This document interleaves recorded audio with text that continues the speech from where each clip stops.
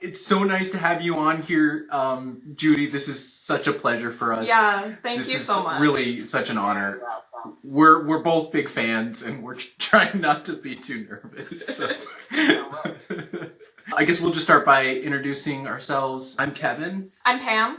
And welcome to the World is Quiet Here podcast. And we're here talking with Judith Heumann about her book, Being Human, which is about your life, your activism, and some of the key components that you played in U.S. history and also world history. We're so honored. We're so honored to get to talk to you. I'm really happy that you asked me to do this. No one needs to be honored. So we'll start with the first kind of question or lead in. So both of us have disabilities. I have cerebral palsy, which is a physical disability. I have a learning disability. It's described as sort of like a processing disorder where information goes in, but it takes me a while to get it back out and find things in there. So I had a 504 when I went to school, where I was able to go to a different room and I got extra time on tests. And Kevin? And I got physical therapy and occupational therapy and an IEP plan. And both of those are key components to pieces that the UK played a big part in with the American Disabilities Act, and then also the sit-ins with the 504. What? We actually watched the interview with Trevor Noah on The Daily Show. Oh, yeah. Yeah, I saw it, and actually mid-interview, I downloaded it on the Kindle. Usually we have the physical copy of the book, and we can put it up. And what I'll do is I'll put an image of the book so we can viewers can see that. So Kevin read the book first, and then was like, "Pam, you have to read this." Yeah. And then I crushed through it. The book came out yesterday on audio, and the audio is read by a woman named Ali Stroker. And Ali Stroker, your audience, some of them may know her. She played my character on Drunk History. Oh yeah. 18, but she also won a Tony Award in 2018 for Best Revival of a Musical for a female in Oklahoma.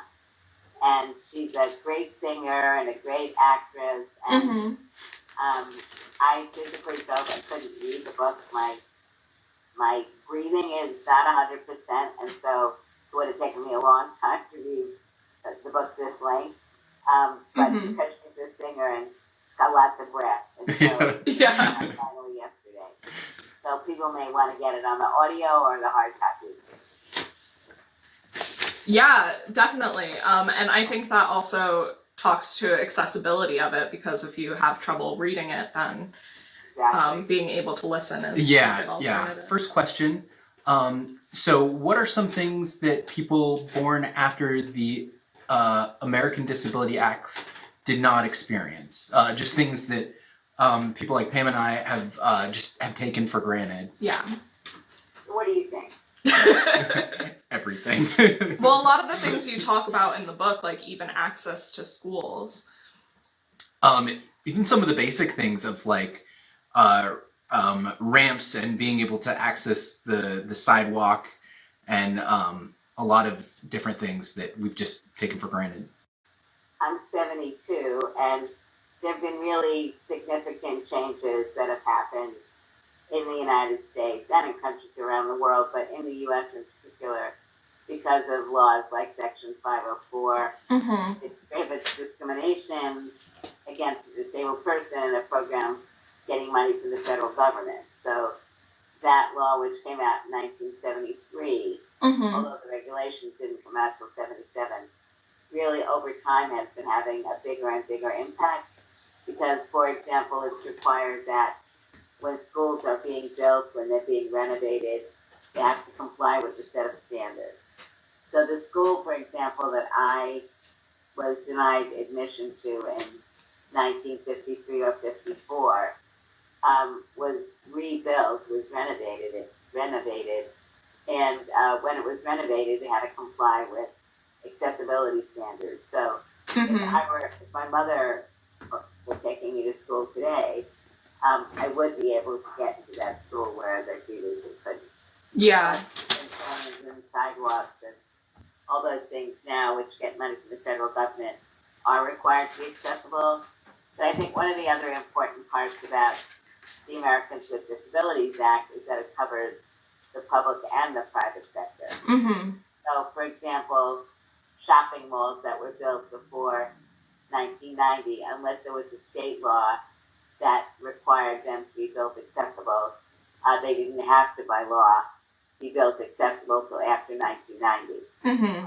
Employment, Title I of the Americans with Disabilities Act, I think, has been very important because it prohibits discrimination both in the public and private sector.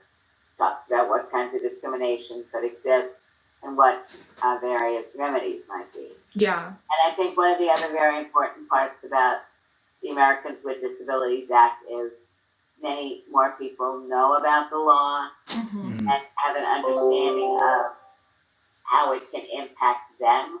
Yeah. So I think it's also encouraging people like ourselves who have disabilities to also not just accept a no or what we might feel is discrimination, and to really look more deeply at, was I denied this job because I really wasn't qualified? Yeah. That happens. Or was I denied the job because I have a disability? And maybe I need an accommodation, and maybe they don't want to provide the accommodation. Yeah. Or maybe they think the accommodation, without asking me, would be a lot of money, and it wouldn't be. So I think awareness in and of itself is something that people know more about, and I think also more companies are aware of what their obligations are, because the law has been around now for 30 years. Yeah, absolutely. So sort of along those lines of like you growing up and how you talk in your book about what it was like being a downstairs kid, could you expand on your experience there and how that influenced your teaching style and how you deal with activism now? When you say downstairs, you're talking about when I was in elementary school? Yes. So I don't know that it influenced my teaching style. Okay. But I think it did influence my way of thinking. And that is that, being in the basement when, the kids upstairs were upstairs and the lunchroom was on the same floor, and we couldn't go and have lunch in the same place. Yeah. Which still does exist in some schools around the country, really showed the types of discrimination that we were experiencing. Always has been something that I've felt is very important, that people need to be integrated. And why were we not included in the lunchroom? Yeah. Sat at a separate table, which I wouldn't have agreed with either. But we weren't even able to eat in the same big room when literally we were around the corner. Yeah. So, prejudice, discrimination, avoidance, not even thinking about this as an issue. So that influenced both the way I teach, but the way I try to live my life, and how I think the movement is trying to address these issues of getting rid of artificial barriers, getting rid of barriers that are created based on discriminatory or ableism. And really, I think also enabling us as disabled people, in the case of children, their parents, to recognize the importance of being included.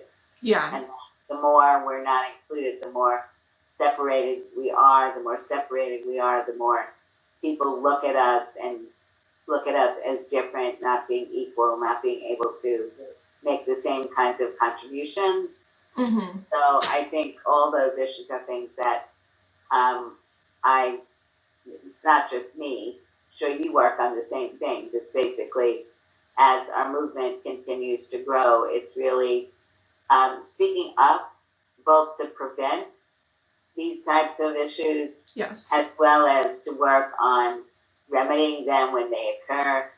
And I think it's very important that we are conscious of things that we think are making us feel uncomfortable, Yeah. and thinking about what it is that's causing that. Mm-hmm. And what, is it something that we have to do ourselves and there a change we have to make? Or is it something that's external, or a combination of things that are external and things that we have to be thinking about? Because it can be very tiring for us to always have to be speaking up and out. Yeah. And many things that we're having to deal with, so trying to prevent and alleviate those problems sooner than later, or those acts of discrimination, I think are very important. So when you were working on the initial draft of the book, did any memories surprise you, or you were surprised at how big of an impact that they had? You just hadn't kind of revisited it in a while? I don't know that I would use the word surprise, but I believe that, and still today, it's trying to recall stories and incidents and to be able to be as clear as possible so people can understand what it is I'm talking about. Yeah.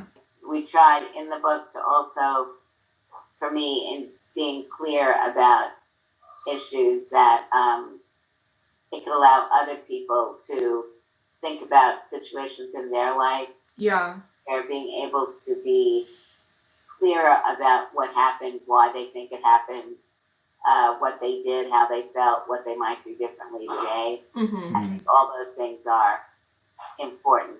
I'd say what you said right there is sort of why we came up with that, because as we both read the book, we were reflecting on our lives and the sort of little things that, didn't look like big things in the grand scheme of everything. But I presume that your parents played important roles in your life. Is that fair? Oh, absolutely. Absolutely. Yeah. So I think that's really an important issue, that, those people that are older than we are, our parents, grandparents, family, whoever. For me, the book is also important to them to realize that they play an important role. Would you like to tell us about your parents and the important role that they played in your life? Sure. I think my parents played an important role in my life, my brother's life. They were involved with our life, and for me, obviously, more in many ways than my brothers, because, when I had polio, I was in the hospital, in and out for a number of years, and then they were experiencing barriers that they never knew existed.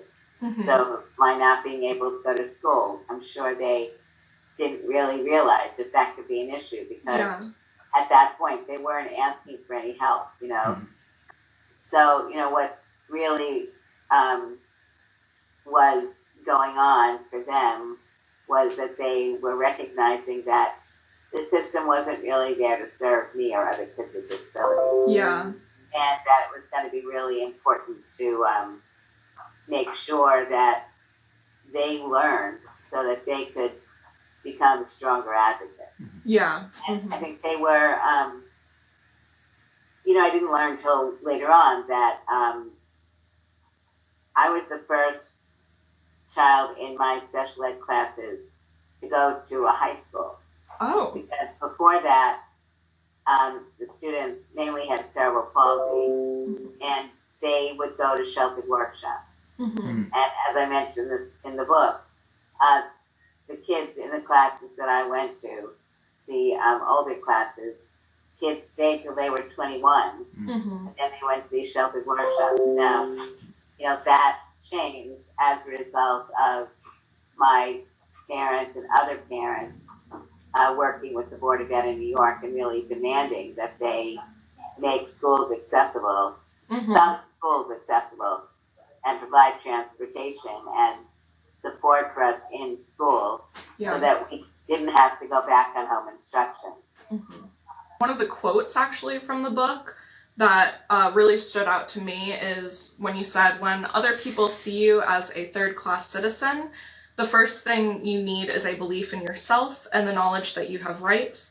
the next thing you need is a group of friends to fight back with. So that really, really resonated with me.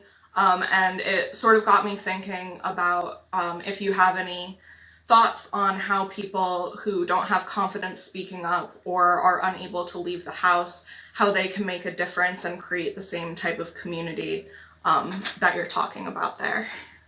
I think it's important to look and see if there are organizations in your community, like Centers for Independent Living or other disabled-run organizations. Yeah. Whatever your disability may be, whether or not it's a group representing just one type of disability or cross-disability, which ultimately I think is valuable cross-disability because there may be individual solutions to barriers based on the type of needs that we have, but at the end of the day, discrimination is discrimination. Yes. And being able to support each other and fight against discrimination, I think is very, very important. You know, I think it can be more difficult in the more rural communities, but social media now I think is really great. Yeah.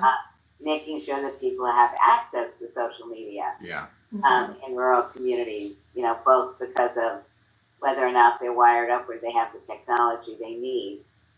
Those are other issues that actually we all need to be paying more attention to.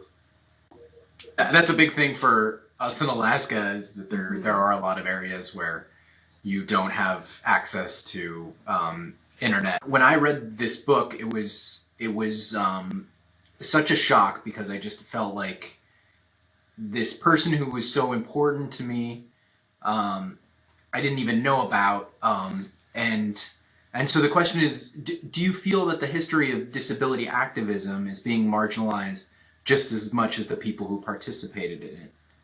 Well, I guess you must think the answer is yes, right? I don't know. I mean, I know U.S. history is missing pretty bad. You know, if you look at like Native American history, there's good chunks where it's like the history is very skewed. So I do believe it's yes, but honestly, I believe this book should be, your book should be incorporated into U.S. history textbooks.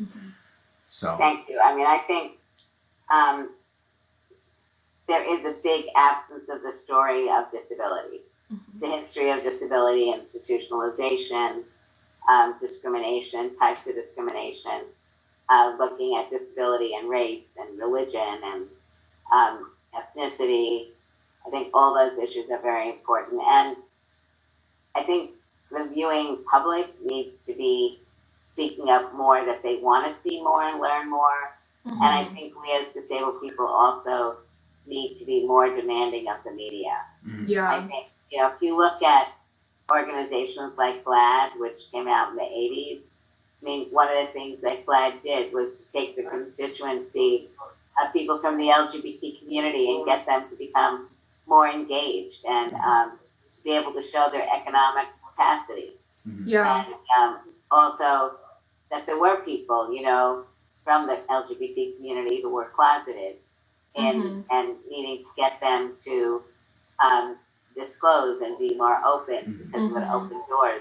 Absolutely. And likewise, in the area of disability, you know, Pam, for people like yourself who have invisible disabilities, we know that there are lots of people who have various forms of learning disabilities and ADHD, etc., who, for whatever reason, are afraid to say anything about it. Yeah. And that's something which is really important, that the more people who can talk about, you know, our disabilities, whether they're hidden or not, where people can feel that they don't have to be ashamed of that part of ourselves. I think that's, you know, very important. And hopefully this book and other books and discussions on disability history, in writing the book, as I said, you know, I don't know that there were surprises, but what really I had to do was to make the discussion less insignificant. You know, I needed to be able to really think, well, why does this matter? And how do I need to explain to people how this situation impacted me and maybe impacting other people also. Yeah. So really the need to be much clearer in what I was thinking and saying. Mm-hmm. And I think you did a wonderful job. Yeah. I learned so much from your book. Like, when I went to school, I knew I had a 504, and I knew every time I walked into a new classroom, I had to say, I have a 504, this is what it does, here it is. But I had no idea what the processes behind that were, and I learned so much from your book that taught me all of that I was missing. And there's so much more to learn. Yeah. One of the things that I love about the disability movement is the inclusivity of it, mm-hmm. and that you fought to include more disabilities into it instead of being so. I just thought that was something like, very beautiful. Mm-hmm. And that's not really a question. I'm just meandering off, but That's a question. Are you involved with any organizations in Alaska, like the Center for Independent Living, or in Anchorage, or where do you live? Fairbanks is my hometown. That's where my folks are. The FRA, which is the Fairbanks Resource Agency, and that was one of my first jobs. And I got to give a shout out to Julia Quist and Jan Hind, who both. Julia worked for the state, and Jan Hind has worked with disability for many years, and they drew up a grant with a couple different agencies, and so it was a video project of like training people about specific clients in assisted living, so that they knew, their personality, their likes, so that whenever there was a change of staff. And so that was kind of my first entry into it. I've kind of wanted to, I follow the Paralympics quite a bit, and that's just a passion. And You're a Paralympian? What? Are you a Paralympian? No, I'm not. I've never been like, I don't know how to go and try to compete in anything. Like, have you ever looked? You called me out on that. How old are you now? I'm 32, so I'm probably a little past my prime. but yeah, so There's no wheelchair basketball? I don't think there is. But since I'm not wheelchair bound, You're never bound. It's the wrong word. You're not a wheelchair rider. Oh, wheelchair. But anyway. Okay. No, but a lot of people who play wheelchair basketball don't use wheelchairs. Okay, that's good to know. They use the wheelchairs for basketball because walking they can't play basketball. Mm. So if you look online and look at wheelchair basketball, you'll see that the teams are made up of people with different rankings Mm-hmm. in level of disability. So, you have some people, as soon as the game is over, they're jumping out of their wheelchair and limping along, but they couldn't be on a regular team. And then you might have higher paraplegics or quadriplegics. So you'll have a range of people playing on the team. But you should go online and look at wheelchair basketball in Alaska. I will. Yeah. Right after this. He definitely will. I will. Like, I'm excited because I think, the point in this is when you're living in more rural communities, mm-hmm. you may not have opportunities like exist in more urban areas. Yeah. Mm-hmm. And so how to address that? Yeah. And I think, social media is one way of allowing people to learn more about it. Mm-hmm. Maybe there is a wheelchair basketball team that you don't know about because you haven't looked. Yeah. Maybe there could be a wheelchair basketball team, for example, that maybe you could help start. Yeah. So I'm sure there is in Anchorage. Mm-hmm. I'd be very surprised if there wasn't. because it's a pretty big city. Yeah, and relatively speaking. Yeah. You can tell I'm a country boy. But, I lived in Brooklyn. We had 4 million people in Brooklyn. So, but nonetheless, for Alaska, it's a big city. Maybe one of the values of the program that you're doing is also helping people to learn about things that are going on they may not know about. Yeah. Mm-hmm. And I think it's great that you're the type of person who talks to people and sort of presses them on how they can do more. So like after this, we don't just go back, like we can actually go out and look for different things and start really making a difference.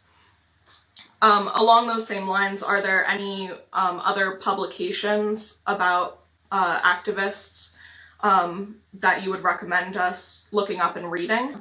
There's a lot out there, so Yeah. I really would suggest that you go online and look at some of Mhm. them. But some books that I think about, there's a book that's been written by Kia Brown, Brown. Okay. She's a 28-year-old African-American disabled woman, lesbian, and she's written a great book. Mm-hmm. There's a book that's been written by Haben Germa. She's a deafblind woman who graduated from Harvard, first deafblind law student at Harvard to become a lawyer. Mm-hmm. There's a series in the New York Times that's been going on for a couple of years now that's written by disabled individuals. So just go New York Times disability series and disability studies.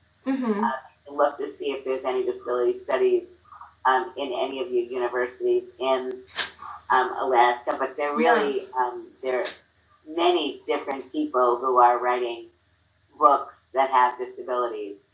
Go online and look at some of those and maybe try to read some of those books or articles that you could then share with other people. Yeah. And I know Kevin's been binge watching The Human Perspective. Yeah. You watch it? Yeah, I love it. It's I feel like it's like a progression of you're basically giving a platform for a lot of people with different disabilities, and I can see that you've chosen wisely on what different perspectives that you're trying to get, and also you're kind of addressing the issue of like minorities with disabilities are usually there's been an issue of disparity there as well. So yeah, it's something that I just really I really love, and it also shows how you kind of lead people is that you truly listen to them and you kind of hear out what's going on and what needs to change, and I think that's something that anybody could learn from. So How long have you two been doing this show? About a year. yeah, maybe a year and a half. It's pretty rough. The big point was that we wanted to read more and learn more about the world and things. Yeah, and more recently we've been reading nonfiction because it's far more fascinating. After reading the book, you're changed a little bit, instead of that was entertaining, and now I'm going to read the next book. So I've got a question. Can you expand on some of the international work that you did? A lot of my international work when I worked at the World Bank and at the State Department was really focused on getting people who work for the World Bank or the State Department at the country level to begin to talk more with disabled people in their countries. Yeah. And begin to get a better understanding of what some of the issues, day-to-day issues were that people were facing, and what role the State Department or the World Bank should be playing. Now, the World Bank deals mainly with government, but does do work with civil society.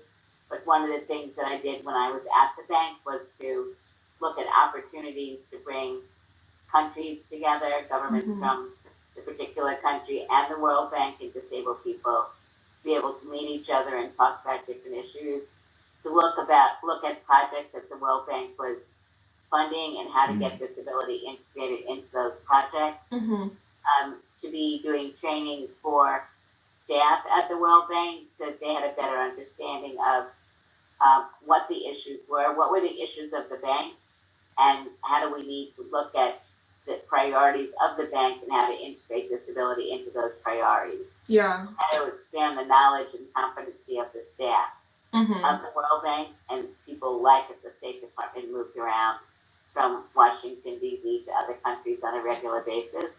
They could have, terms in other countries for 1 to 5 years. So at the State Department, it was very similar. It was helping staff get a better understanding of what were the laws. So the CRPD, the Convention on the Rights of Persons with Disabilities, that was a UN treaty that was being developed in the first part of the 21st century. So it was important that the World Bank be engaged in those discussions, as well as the staff understanding once it had been adopted by the UN and countries were agreeing that they would comply with the provisions, for the World Bank to also be able to be of assistance to help governments be able to move forward. Yeah. And legitimizing the issue, allowing people to see what the problems were that disabled people were facing, what the solutions were. Yeah. The State Department was similar. In the State Department also, it would be when I would travel, getting the ambassador or the deputy ambassador to hold meetings with people from the community. I particularly was interested in them meeting disabled people, visiting organizations in the community, to get a better understanding, to talk with people about what were some of the human rights violations that disabled people were experiencing, reports that the State Department was legally obligated to write, like human rights reports every year or reports on violence against women, learning more about what the issues were, and making sure that the language in those reports really was reflective of on-the-ground situations that people were having to address. Yeah. Making people feel more confident, more knowledgeable, that they could ask questions about disability. They could, like the State Department does, programs where they bring people from other countries to the United States to come and visit, go to school or do tours for 1 to 2 weeks on particular subjects, working with the State Department offices in country to get them to be meeting with disabled people and look at opportunities where if a learning opportunity was happening where people were coming from a country to the U.S. for 1 to 2 weeks, that they could look at including disabled people in those groups, or doing specific projects where people could come over and look at issues around inclusive education or accessible transportation or how our laws were made, and meeting with government officials, many, many, many different things. But ultimately it was increasing knowledge and capacity of staff, working to ensure that disability were integrated into the work that was being done. Part of my work also, then and now, is still allowing disabled people to think about the kinds of jobs they want to have when they're going to school, what they're going to be studying, and how they can be qualified for jobs in the international arena as well as domestically. Yeah.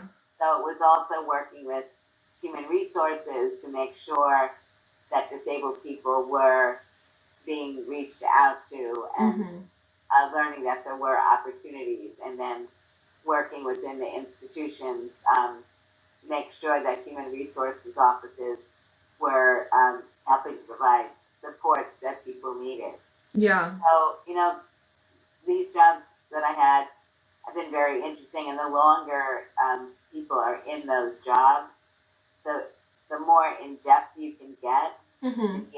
It's like gender, women started being brought into foreign service a number of decades ago, but it took a long time for that really to meaningfully penetrate the system, where more women were coming in and also being able to move up the food chain and have broader influence.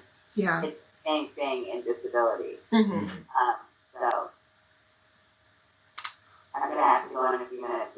Yeah. No, so this one is kind of like a pertinent question, especially in this day and age is what are your opinions on some of the disparities in healthcare accessibility during this pandemic?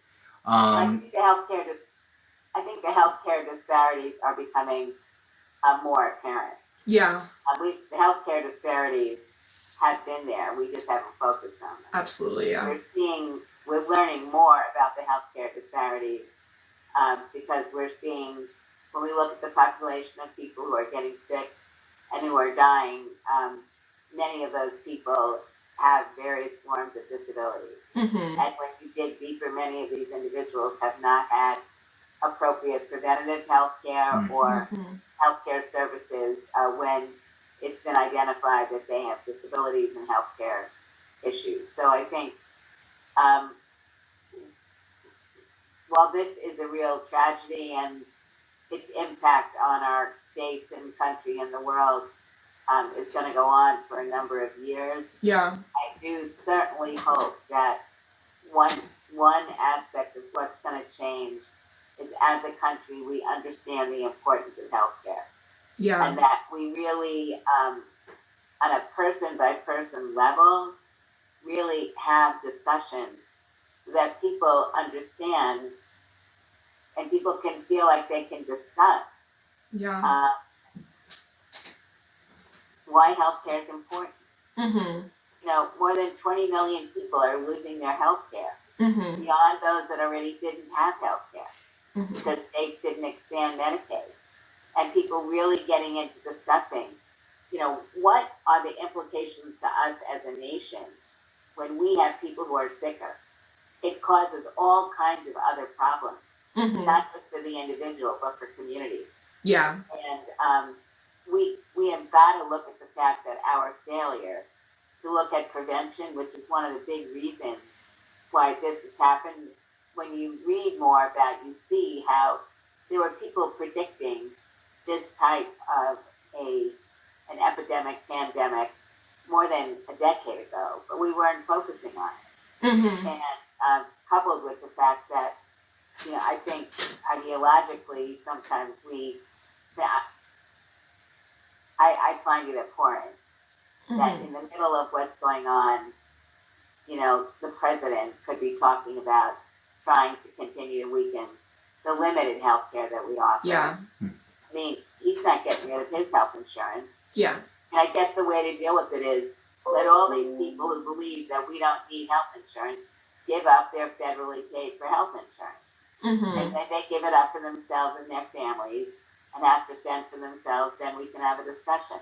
Yeah. But right now, you know, they have health insurance. You know, they have health insurance for the rest of their life. And I don't begrudge them that. I think they deserve it. But I don't think they deserve any more than we deserve. Yeah, absolutely. So that, I think, is the real issue. We really got to be paying. Healthcare, I think, is such a critical issue, and the failure for people to have adequate health care has a much more profound impact in our countries than we look at. Absolutely, yeah. So, thank you so much for your insight on that. Thank you. This has been an absolute delight. Thank you for communicating with us. Thank you, guys.